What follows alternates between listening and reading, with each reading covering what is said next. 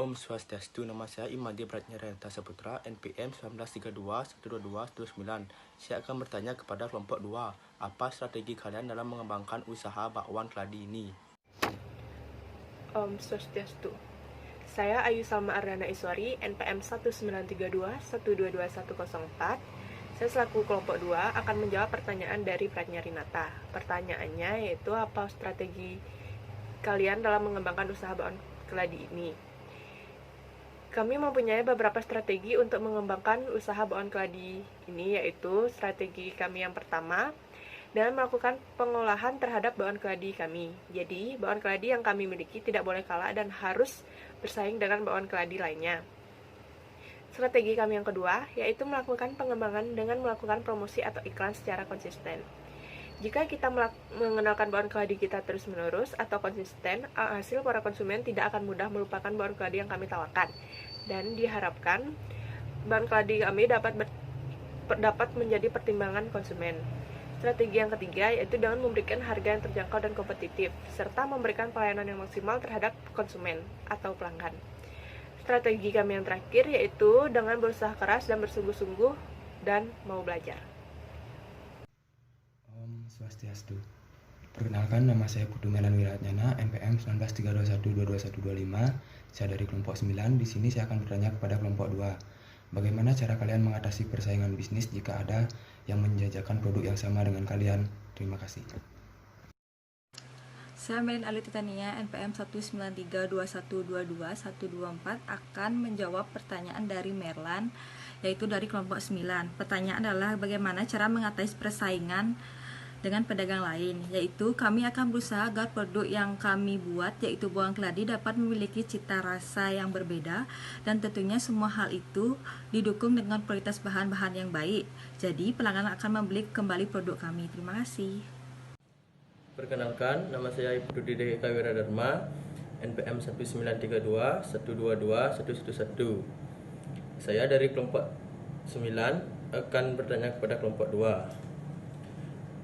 Jika konsumen langganan Anda bosan dengan apa yang kalian dagangkan karena terlalu sering membeli, apa solusi dari kalian agar bisa menarik kembali perhatian para konsumen? Baik, di sini saya akan menjawab pertanyaan dari Gede Wiradharma.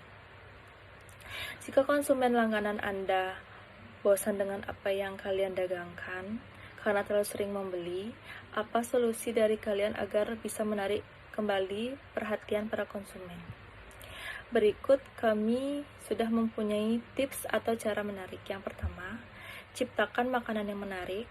Contohnya, menawarkan produk kuliner yang unik dari segi rasa, kemasan, promosi, harga yang membuat pelanggan ingin kembali menikmati makanan kami bersama teman, pacar, atau keluarga. Biasanya pelanggan akan lebih tertarik untuk mencoba dan membeli produk kuliner yang unik karena penasaran dengan harga, rasa, serta apakah tampilannya sama dengan yang difoto atau tidak. Yang kedua, buat variasi menu. Kebanyakan pembisnis hanya berfokus pada satu menu saja, sedangkan pelanggan cenderung merasa bosan dengan makanan yang itu-itu saja. Akibatnya, daya jual dan pertumbuhan bisnis pun akan melambat dan berdampak pada kekurangan meningkat keuntungan yang diperoleh. Maka dari itu, kami memiliki banyak varian menu lainnya seperti berupa ayam, olahan cincang daging sapi, udang, dan lain-lain. Dan juga dari segi bumbu ada yang manis dan juga pedas sesuai dengan selera konsumen masing-masing. Yang ketiga, jual makanan pada orang terdekat. Percaya atau tidak, metode pemasaran dari mulut ke mulut masih menjadi teknik yang paling ampuh untuk melakukan pemasaran produk yang kami miliki. Hal ini dikarenakan pelanggan atau konsumen akan lebih mempercayai rekomendasi dari orang terdekat. Yang keempat, berikan pelayanan yang ramah, sopan, dan responsif.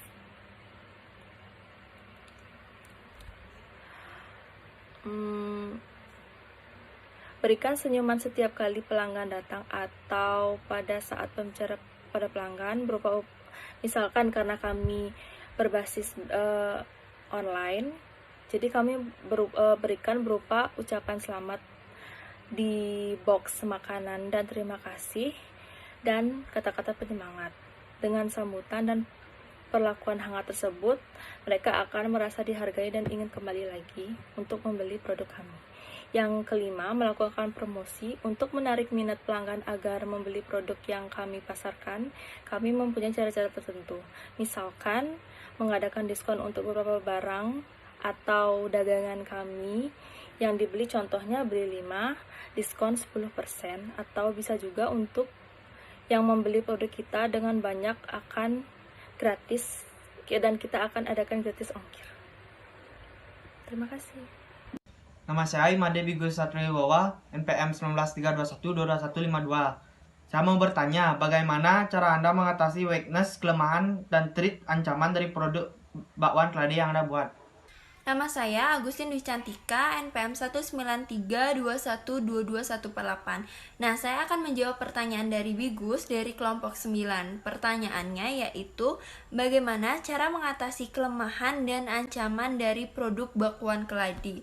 Nah, untuk kelompok saya sendiri, saya akan menggunakan dengan mengkaji hasil dari bakwan keladi dan menambahkan bahan-bahan yang bermutu tinggi dan pastinya akan dapat dipertanggungjawabkan kualitasnya. Nah, untuk ancamannya sendiri, menurut kelompok kami, dalam menjalankan sebuah usaha, maka tak heran jika kita akan menghadapi berbagai macam bentuk ancaman, baik dari dalam maupun dari luar.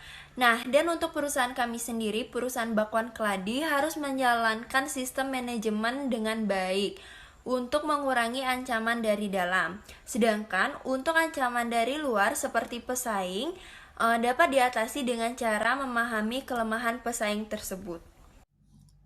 Nama saya Madi Dwika Amarawata, NPM 193212221.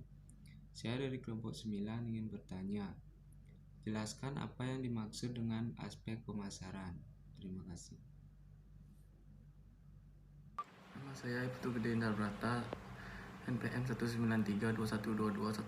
Saya akan menjawab pertanyaan dari Dwika, kelompok 9. Aspek pemasaran adalah faktor penting yang dijadikan kunci keberhasilan bagi perusahaan dan memetakan suatu pasar. Dengan mengenali aspek tersebut, seorang dapat melakukan studi kelayakan bisnis sehingga dapat menganalisa bisnis tersebut dapat direalisasikan atau tidak.